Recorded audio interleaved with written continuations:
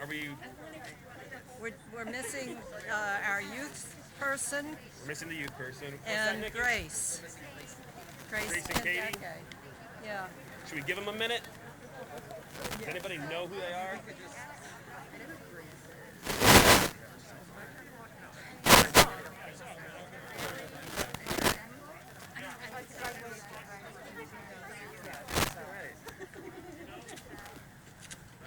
Thanks for doing this.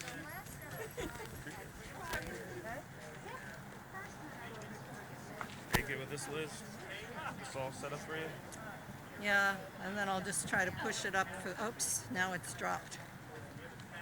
Okay, There we go. good, thank you.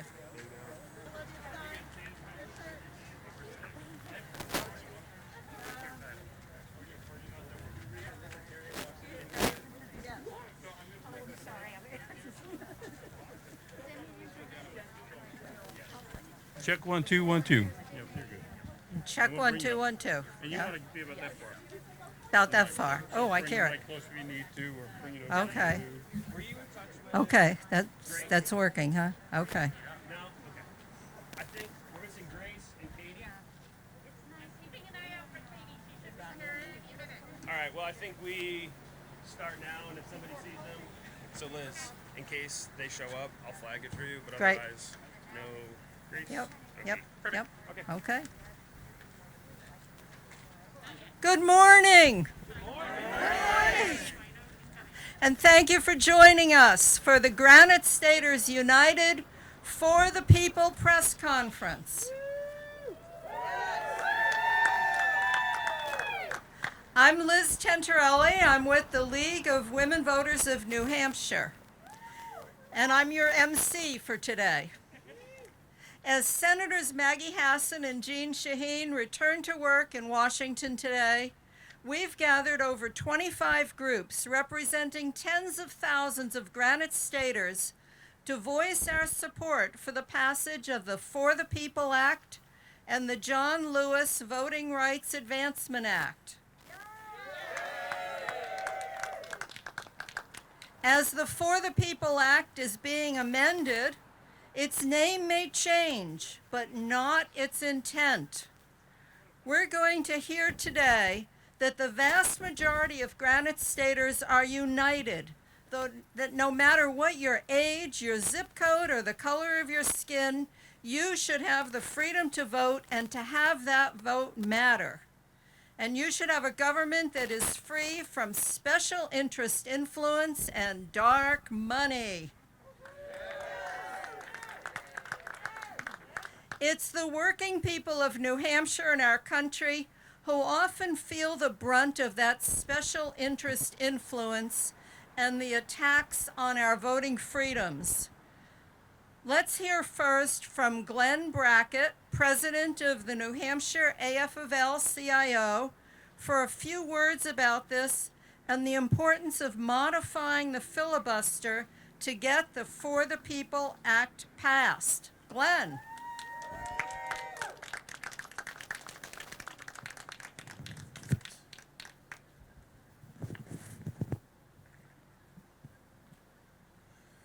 Thank you, Liz. Good afternoon, everybody. As Liz said, my name is Glenn Brackett. I'm the president of the New Hampshire AFL-CIO. It's funny, I got prepared remarks here this morning, but a couple of things have occurred to me, just from the fact is I watch TV too much sometimes, and I see what is happening in this country. Everybody has their own point of view. Everybody believes that freedom is an individual choice. There are things that have to be done in this country that is right for this country. There are things that have to be done in this country that supersede individual rights. This year, we have had the chance to pass the most sweeping pro-worker legislation in decades, the Richard L. Trumka PRO-Act bill. And to pass this bill, thank you, and to pass this bill, we need to end the filibuster logjam in D.C., and we need to get this done, not just for PRO-Act, but for voting rights, for gerrymandering. We need to let the people be represented in Washington, not corporations. In the last election season, labor unions in New Hampshire and across the country worked very hard to support pro-labor candidates. Our efforts helped to guarantee that Washington would see the most pro-union administration in years and pro-labor majorities in both the House and the Senate. The Biden administration has come through for workers over and over again, and bills that make workplace safer and fairer have repeatedly passed the House thanks to support of people like our own Chris Pappas. Thank you, Congressman Pappas, for all you've done. But in spite of the unambiguous decisions by the American people to put the power in the hands of pro-working family majorities, crucial parts of our agenda remain stalled. The Richard L. Trumka Protecting the Right to Organize Act, which would be the single largest labor law reform in decades, easily passed the House, but is stuck behind the threat of a Senate filibuster. Why? Why? Absurd Senate archaic rules is why. Right now, because of the filibuster, a minority of senators can stop the full Senate from acting on bills such as the PRO Act or the Butch-Lewis, bills that enjoy the support of the majority of the public. Right now in this country, over 41 million more people are represented by pro-worker senators in D.C. than their anti-labor counterparts. 41 million people. But we have the opportunity to change this and let the majority rule in Washington. In New Hampshire, we understand what democracy means. We approve town budgets by Democratic vote every spring. We elect the third largest English-speaking legislature in the world, so every neighborhood can have their voice heard in the state capitol. We can defend democracy across the country by passing the For the People action and the John Lewis Voting Rights Advancement Act. Let's bring the same commitment to democracy in Washington that we have here in New Hampshire. Let's end the ridiculous filibuster logjam. Let's pass the PRO Act, and let's put government back into the hands of working families again. Thank you very much.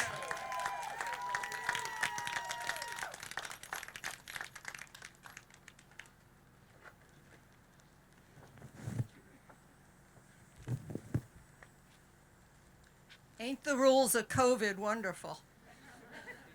Thank you, Glenn Brackett. Women's right to vote was enshrined into law by the 19th Amendment 101 years ago.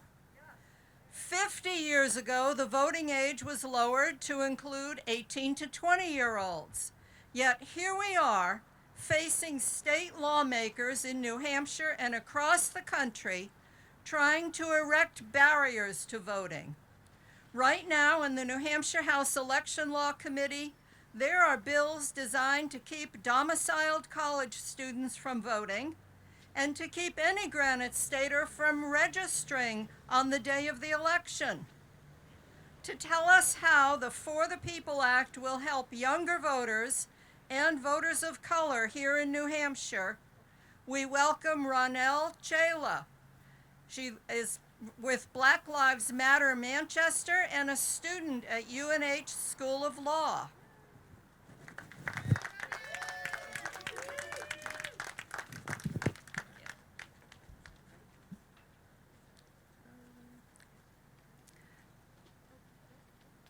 Sorry, I have my speech on my phone and the sun.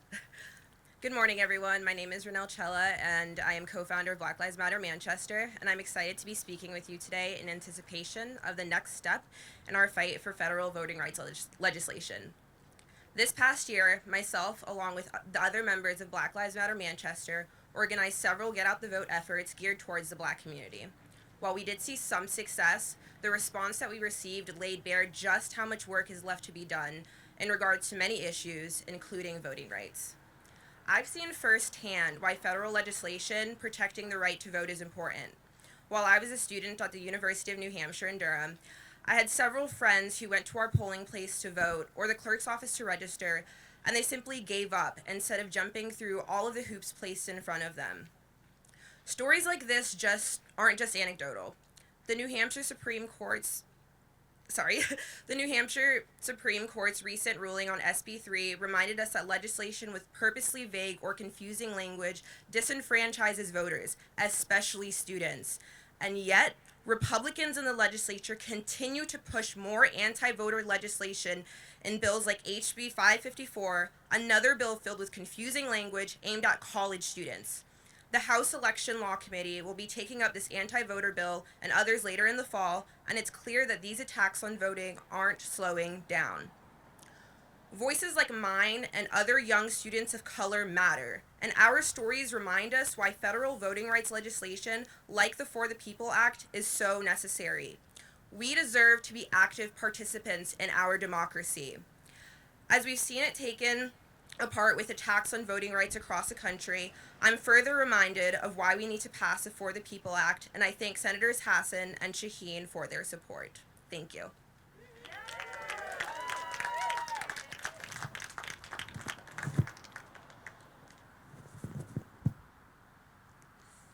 Thank you, Renelle.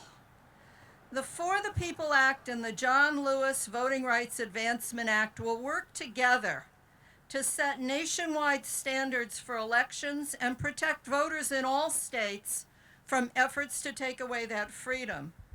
Let's remember that religious leaders like Reverend Martin Luther King and John Lewis raising their voices and putting their lives on the line, that without those efforts, the 1965 Voting Rights Act might never have happened.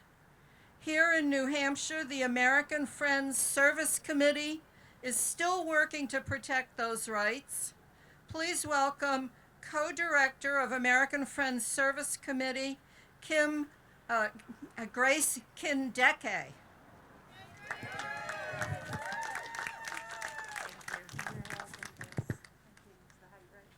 No. All right. Thank you and good morning. The For the People Act will ensure that all Americans can vote without deliberate barriers to voting.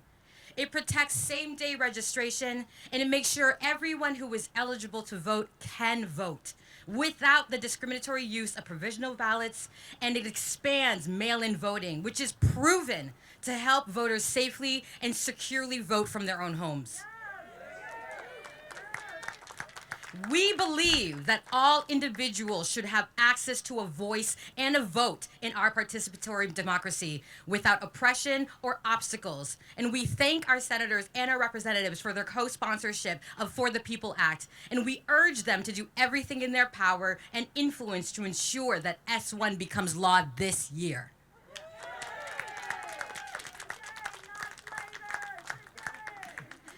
Over many decades, our country has made many advancements as we have attempted to address and remove the vestiges of historic and systemic oppressions. But it is of heightened moral concern that we as a country seem to continue to spiral backwards.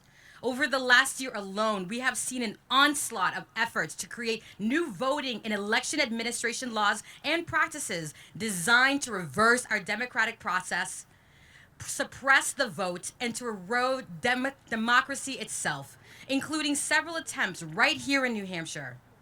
These laws are intentionally designed to create more barriers to disenfranchised voters, especially from historically marginalized communities, and makes it more difficult for low-income, disability, Black and brown, and other communities of color to exercise their right to participate fully in our democracy. The time is now. And the call is loud and clear that we must act to protect our multicultural democracy against these toxic and obstructive voter suppression schemes, because that is what they are. Today, we at AFSC are proud to stand in solidarity with our partners and add our voice to the call to protect our democracy from those who would maim or dismantle it. Later this week alone, we will continue the call, and we, our AFSC and other faith partners from multiple traditions from the Granite State, will be releasing a letter signed by over 90 faith leaders, thanking our congressional delegation, raising our voice, and urging their continued support to champion and pass this critical legislation to protect access to voting for all Americans. Thank you.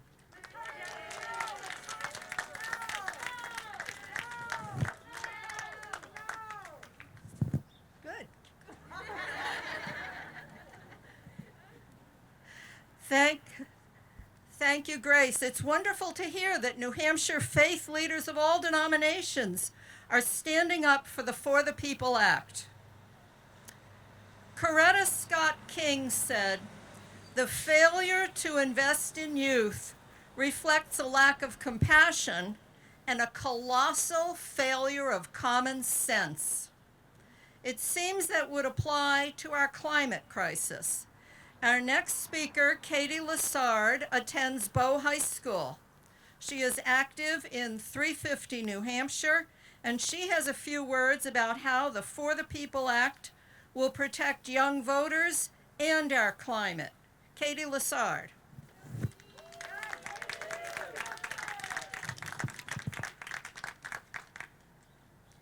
Hi everyone. My name is Katie Lessard. I'm a youth fellow with 350 New Hampshire, and I'm a high school student from the town of Bow, New Hampshire, which is home to the Merrimack Power Station, the last major coal plant in New England without a shutdown date. This coal plant causes air and water pollution in my community, leading to serious health problems such as asthma, cancer, brain damage, and more.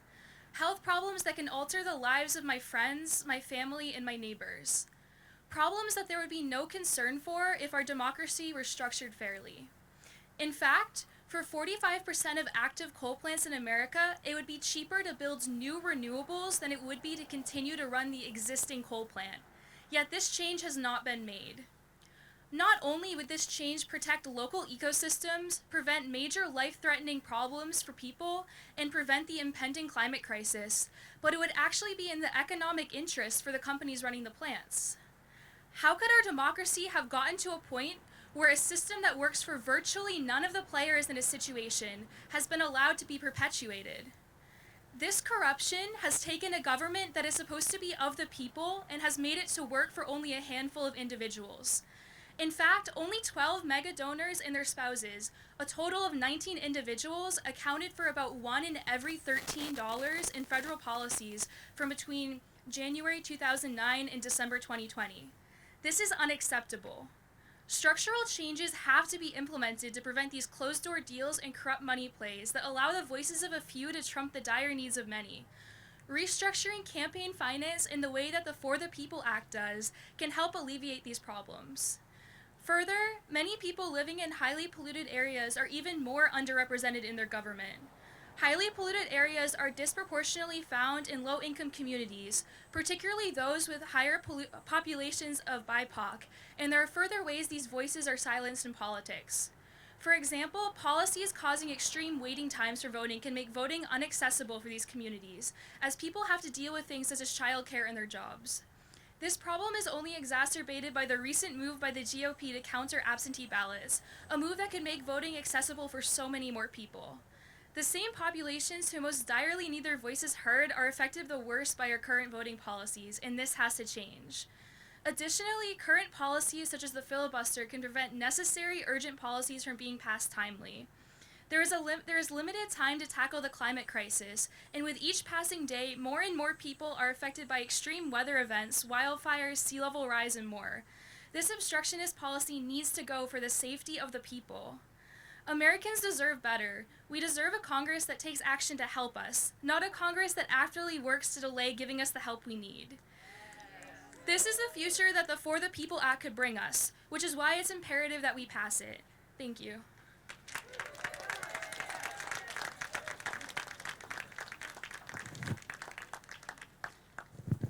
Thank you, Katie. You know, we're depending on young people like you to hold our legislators' feet to the fire now and in the decades to come. The For the People Act includes a provision that institutes an independent redistricting commission to establish congressional districts, and it outlaws gerrymandering. Fair maps mean that voters can elect their representatives who share their concerns. This is particularly important for Granite staters who support reproductive justice. Please welcome Zandra Rice Hawkins, Executive Director of Granite State Progress. Zandra.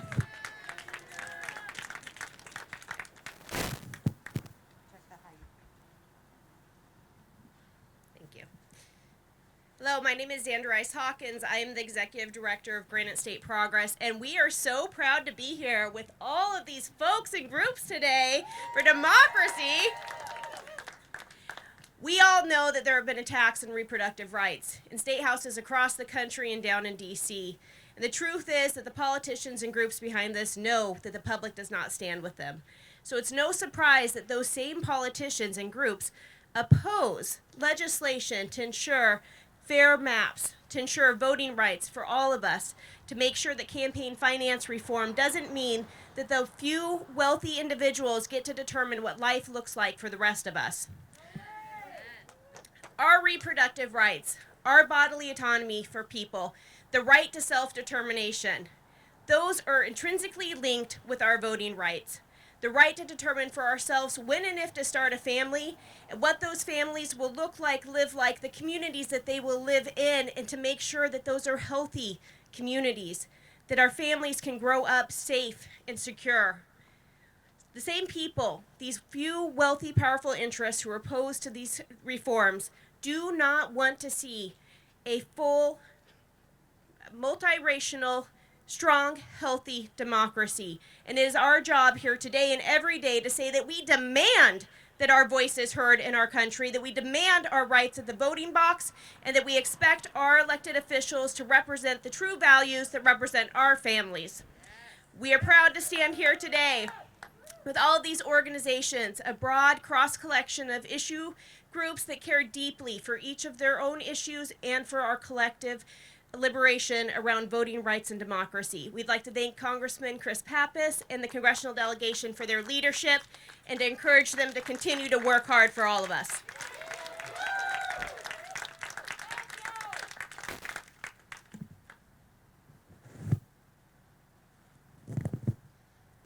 Thank you, Xandra. My organization, the Nonpartisan League of Women Voters, has been fighting for over 100 years for all women to have a voice in making the laws that govern us. The For the People Act and the John Lewis Voting Rights Advancement Act will get us closer to that goal.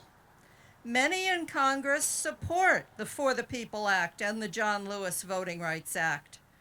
Our final speaker is not only a supporter of those crucial bills, but a champion of them as well. Please welcome New Hampshire's own Congressman Chris Pappas.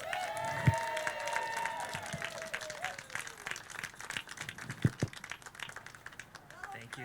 Well, thank you so much, Liz, and what a great morning it is to be here together in Manchester to support our democracy and to ensure that we in Washington are translating the will of the voters into good policies that are going to move this country forward. So I want to thank all of our speakers for your words here this morning, for your activism, and for just all the enthusiasm that's represented in this crowd. This is really terrific.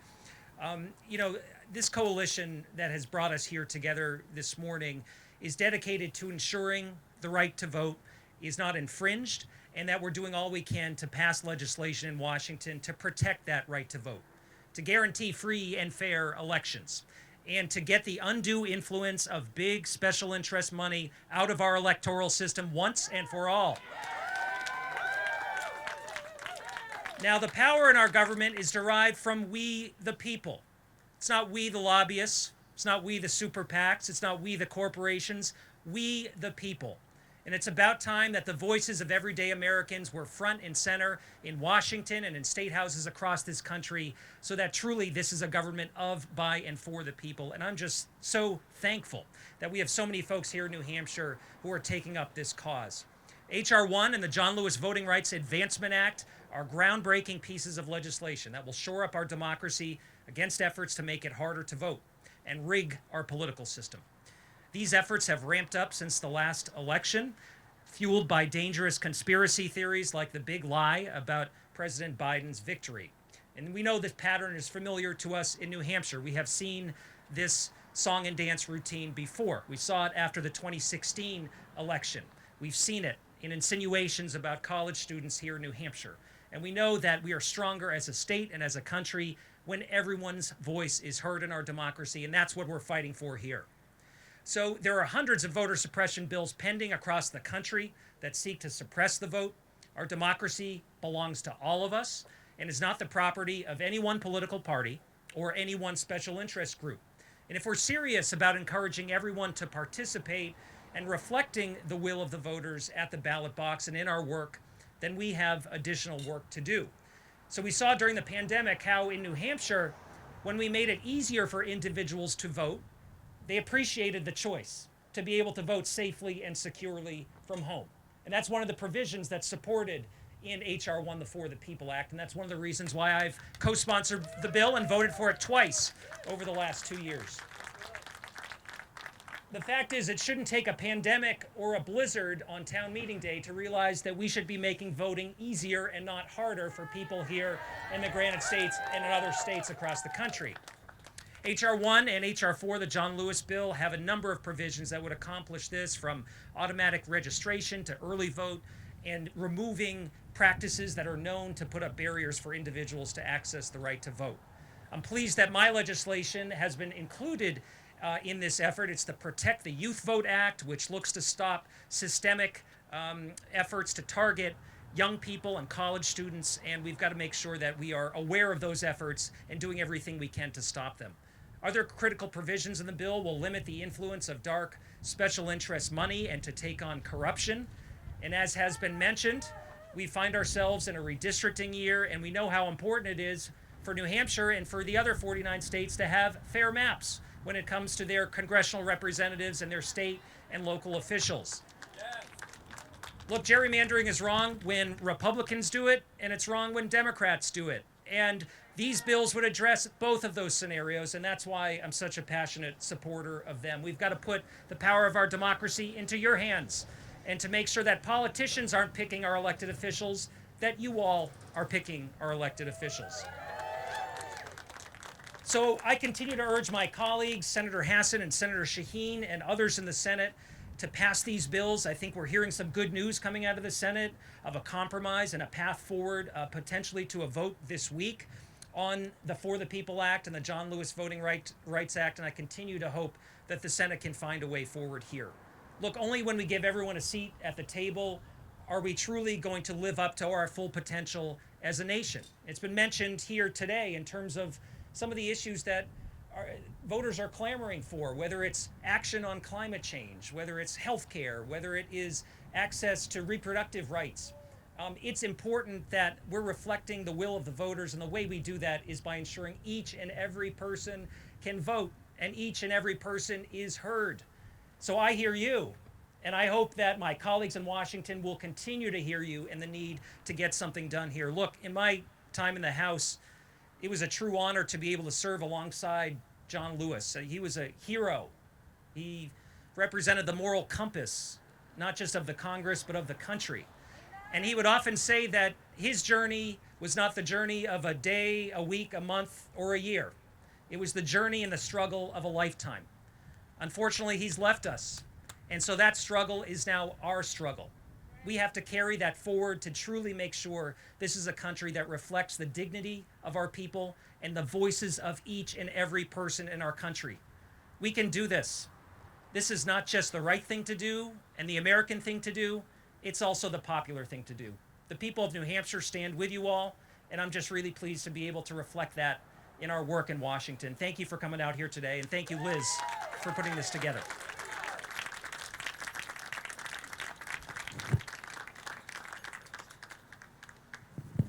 So this ends our speaking program, but we invite members of the press to talk one-on-one with our speakers or the representatives of these groups, any of our supporting groups. We thank you all for coming. I sure thank this beautiful display behind me. Yeah, let's go for Vote for the People Act.